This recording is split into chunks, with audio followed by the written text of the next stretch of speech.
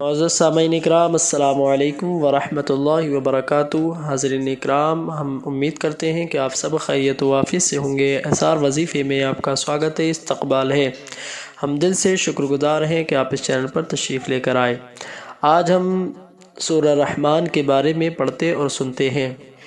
اگر کوئی بندہ سورہ رحمان نہیں پڑھ سکتا تو صرف سن لے، انشاءاللہ تبارک و تعالی اس کے سارے کام بنتے ہوئے نظر آئیں گے۔ اور سورہ رحمان کے بارے میں فرمایا گیا کہ جس شخص کو کسی سانس کی بیماری ہو یا کسی گلے کا مرض ہو تو اس کے لیے پڑھ کر اس کے اوپر دم کیا جائے تو اللہ تبارک و تعالی اس کی تمام پریشانیوں کو، گلے کی اور اس کو سانس کی بیماری سے اللہ محفوظ عطا فرمائے گا۔ سورہ رحمان کے بے شمار فائدے ہیں۔ کوئی بندہ اگر پڑھتا سنتا ہے جس تمنا سے، جس آرزو سے، تو اللہ تبارک و تعالی اس کی تمام پریشانیوں کو دور عطا فرماتا ہے۔ کوئی بندہ اگر بے اولاد ہے تو اس کے لیے پڑھے تو اللہ تبارک و تعالی اس کو اللہ صاحب اولاد بنا دیتا ہے۔ یعنی سورہ رحمان کے بے شمار فائدے ہیں۔ جس مقصد کے لیے پڑھیں گے انشاءاللہ تبارک و تعالی اس میں کامیابی ملے گی۔ کوئی بندہ پریشان ہو تو پریشانی سے نجات کے لیے پڑھے تو اللہ اس کو پریشانی سے نجات فرمائے گا۔ کوئی بندہ اگر غیر مقدمے میں پھنسا ہوا تو اس کو لیے پڑھے تو اللہ تعالیٰ اس کو غیر مقدمے سے رہائی عطا فرمائے گا۔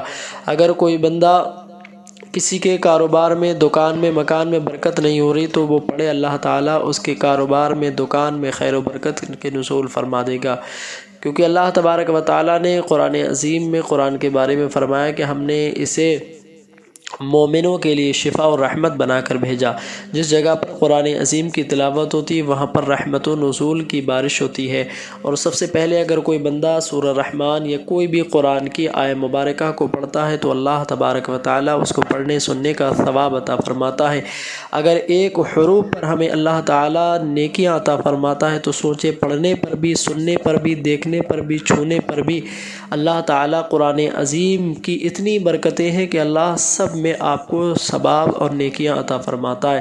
اور اگر اپنے مرحومین کے لیے پڑھا جائے تو اللہ تبارک و تعالیٰ اس کو شفا عطا فرماتا ہے۔ اللہ تعالیٰ بیماروں کو شفا عطا فرماتا ہے اور مرحومین کو اللہ اس کے گناہوں کو درگزر عطا فرماتا ہے۔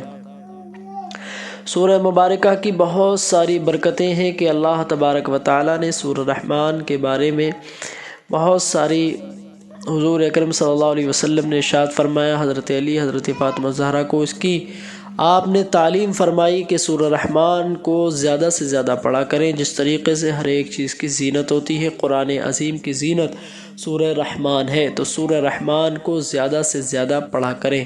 سورہ رحمان اگر کوئی بندہ پڑھ لے، سن لے تو جو دعا کرے جائز مقصد کے لیے، اللہ اس کے جائز مقصد میں کامیابی عطا فرماتا ہے۔ پیسے میں برکت نہیں ہو رہی تو اللہ تعالیٰ اس کے پیسے میں بھی خوب برکتیں عطا فرماتا ہے۔ چلیے اب ہم پڑھتے ہیں، آپ سماعت کیجئے۔ فون کو ایک سائیڈ میں رکھ دیجئے یا پھر ایئر فون وغیرہ کچھ لگا لیجئے اور اس کو سنیے۔ انشاءاللہ تبارک و تعالیٰ اپنے جائز مقصد کے لیے دعا کیجئے، انشاءاللہ تبارک و تعالیٰ اللہ آپ کی تمام پریشانیوں کو دور فرمائے گا۔ اس کے بعد میں آج ہم کچھ خاص دعا کریں گے، اس دعا میں بھی شامل رہیے۔ اعوذ باللہ من الشیطان الرجیم، بسم اللہ الرحمن الرحیم۔ الرحمن علم القرآن خلق الانسان علمہ البیان الشمس والقمر بحسبان والنجم والشجر يسجدان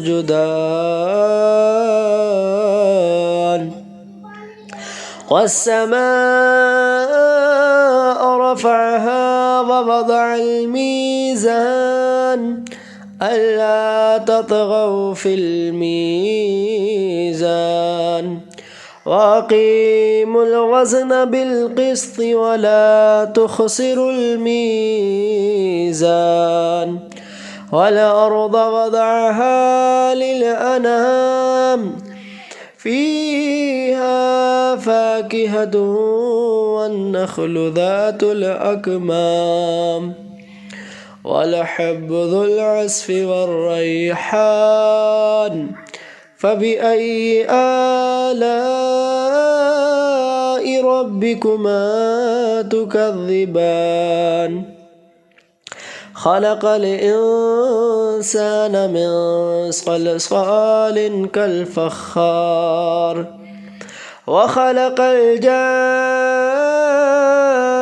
من مارج من نار فبأي آلاء ربكما تكذبان رب المشرقين ورب المغربين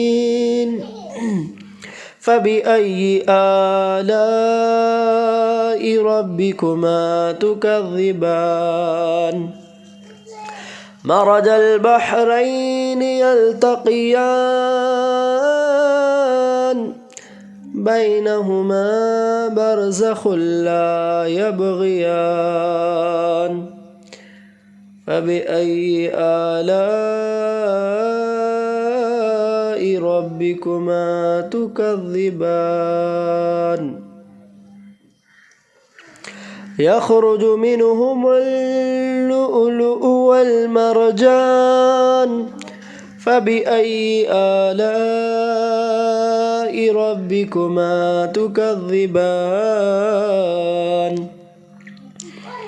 وله الجوار المنشآت في البحر كالأعلام فبأي آلاء ربكما تكذبان كل من عليها فان ويبقى وجه ربك ذو الجلال والإكرام فبأي آلاء ربكما تكذبان يسأله من في السماوات والأرض كل يوم هو في شأن فبأي آلاء ربكما تكذبان يسأله من في السماوات والأرض كل يوم هو في شأن فبأي آلاء ربكما تكذبان سنفرغ لكم أيها الثقلان فبأي آلاء ربكما تكذبان يا معشر الجن والإنس إن استطعتم أن تنفذوا من أقطار السماوات والأرض فانفذوا لا تنفذون إلا بسلطان فبأي آلاء ربكما تكذبان يرسل عليكما شواظ من نار ونحاس فلا تنتصران فبأي آلاء ربكما تكذبان فإذا انشقت السماء فكانت وردة كالدهان فبأي آلاء ربكما تكذبان وإذا انشقت السماء فكانت وردة كالدهان فبأي آلاء ربكما تكذبان فيومئذ لا يسأل عن ذنبه إنس ولا جان فبأي آلاء ربكما تكذبان يعرف المجرمون بسيماهم فيؤخذ بالنواصي والأقدام فبأي آلاء ربكما تكذبان هذه جهنم التي يكذب بها المجرمون يطوفون بينها وبين حميم آن فبأي آلاء ربكما تكذبان वलिमन खाफ मकाम रब्बिही जन्नतान फबिअय्यि आलाइ रब्बिकुमा तुकज़्ज़िबान ज़वाता अफ़नान फबिअय्यि आलाइ रब्बिकुमा तुकज़्ज़िबान फ़ीहिमा ऐनान तजरियान फबिअय्यि आलाइ रब्बिकुमा तुकज़्ज़िबान फ़ीहिमा मिन कुल्लि फ़ाकिहतिन ज़ौजान फबिअय्यि आलाइ